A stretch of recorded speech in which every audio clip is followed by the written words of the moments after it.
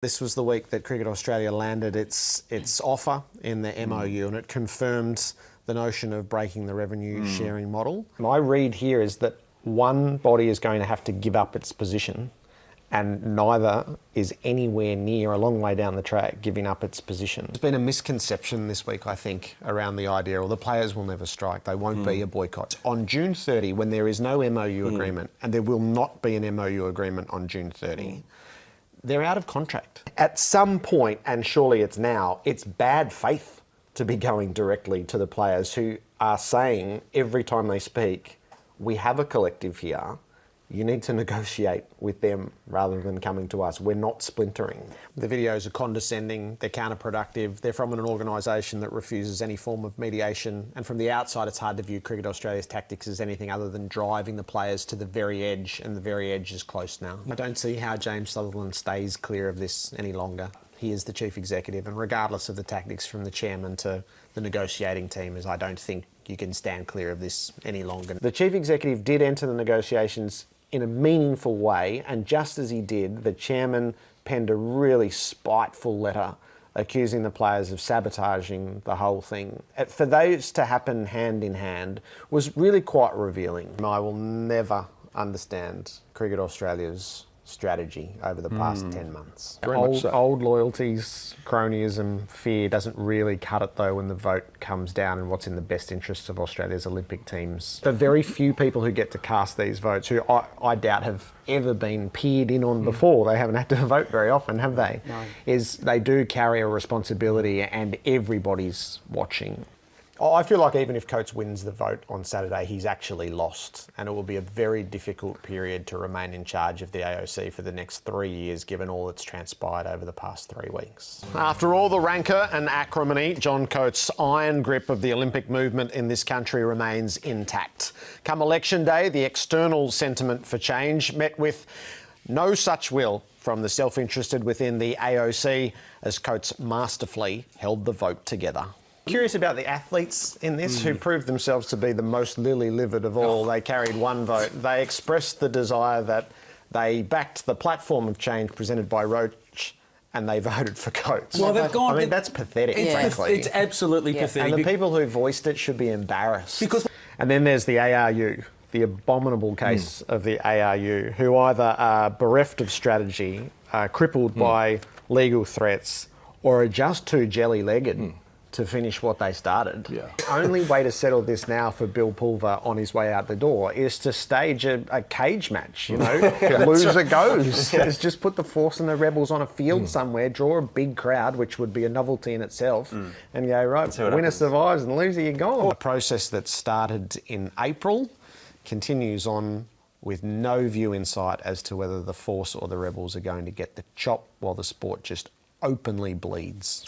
And there's a certain spineless nature to it, not to just do it, to just let this period of purgatory just stretch on endlessly is madness. I can't remember seeing anything like it in the administration of Australian sport. It takes me back a little bit, so to the reign of Pim Verbeek, but particularly to Holger Osik, who made a doddle of World Cup qualification, and he was despised for it.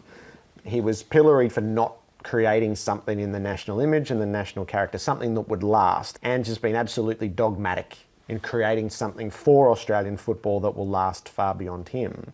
And because the results aren't coming immediately, he's been pilloried for that. I don't think you can have this both ways. Yesterday, the administration looked like a tawdry knockoff of Mad Men, where the senior executives do as they please. Is that how things are? No, clearly not.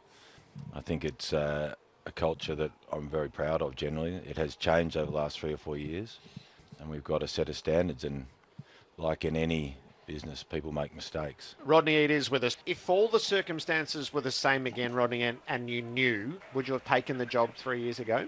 No. Yep. No, not at all. No, so as you said, there's a lot of things that surprise me and keep happening, I suppose. And you turn over another rock, and whether it's June or July, you think you're on the top of it, and something else happens. I mean, there's a few things got out publicly, but there's a lot of things that are kept in house as well that people don't know about. So all those factors involved, no, I wouldn't have done it. So as a chairman, what's your attitude towards Ken seeing the last year of his contract? Are there any caveats to see 2018? No caveats whatsoever. There's a normal Port Adelaide caveat that is, if you don't make finals, you fail. But I guess it's the strategy of the coach being on edge and feeling that, or being absolutely removed from it. And that was that was Peggy's strategy, was to unflinchingly and unrelentingly and plainly say over and over and over that Damien Hardwick would see 2017. So in all of his planning, he never had to worry about, actually, if this doesn't work right now, will I get to run the course? Okay, he will run the course. Yep. If you want me to say Ken will run the course, just to put it beyond any shadow of a doubt, Ken will run the course. I'd call a press conference tomorrow and I would extend Nathan Buckley's contract for 2 years. I just can't believe you'd say that. I'd acknowledge that it's a contentious call, but I would emphasise that every fibre of our being collectively is certain that he is going to grow into a good and great coach. Who's been? And that the environment... Who's saying this? You me, or Collingwood? Me, no. You're certain? I would believe that. I can't believe that. And I would say that the environment right now runs so counterproductive to the development that they desperately seek and to the results that they need to blow the whole thing up. No. So all this is my opinion. Now, what's your news tonight, Gerard? So Josh Kelly is recommitting to the Giants. The negotiations are all but complete. All the heavy lifting is done. It's done. He's going to recommit for the next 2 years. And all that really remains is finessing the formal announcement. But the story has run its course and Kelly's made his decision and the Giants are extremely comfortable. They're more than comfortable with that. They're quite buoyant. Of course they're buoyant. I'm sure they're buoyant. And the clock stops with 7 seconds to go. And the yellow and black that has filled the MCG tonight, not for the fatalists, not for the pessimists. Tonight was for the hopers in the yellow and black. And the next roar might be heard in every corner of the civilised world.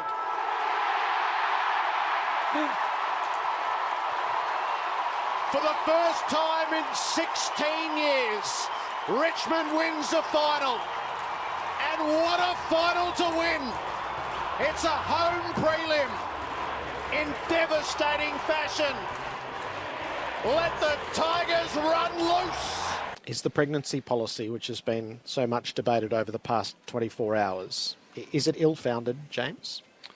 I'm not sure. I'm not sure in what way you're suggesting it's ill-founded. Well, the player warrants that she's not pregnant as at the date of signing this contract, which legally means a woman can't sign that contract if she's pregnant. No, it's not that. Well, it's not. People might infer that, but... Your wording, and that's from the policy that you sent out yesterday, the player warrants that she is not pregnant as at the date of signing this contract. That doesn't mean she can't sign the that doesn't mean she can't sign the contract. But that's... How would that be? It says, if you sign it, you're not pregnant. Well, you didn't... That's the acknowledgement. What we're saying is that they need to declare that they are so that everyone understands. Bowls to Giants, who leans forward off. Bat pad, caught by Wade. It's done. One of the great wins in Australian Test cricket history for its unlikelihood, for its comprehensiveness. For the first time in 13 years, Australia wins a Test in India. Smith is on 28, Yana bowls. Oh, he's struck in front, he's gone. LBW, stone dead. Hanscom's going to have to deliver the bad news. It kept low, he's back in front of the stumps. He's motioning to the pavilion as to what they think. Nigel Long's giving him the hurry up. He says that's not on. And Smith goes. Oh, it's a devastating blow. Now matters are worse. Ladies and gentlemen, Gerard Whateley commentating the Killers, Mr. Brightside. Coming out of my cage, and I'm doing just fine. Got to be down because I want it all. It started out with a kiss. How did it end up like this? It was only a kiss. It was only a kiss.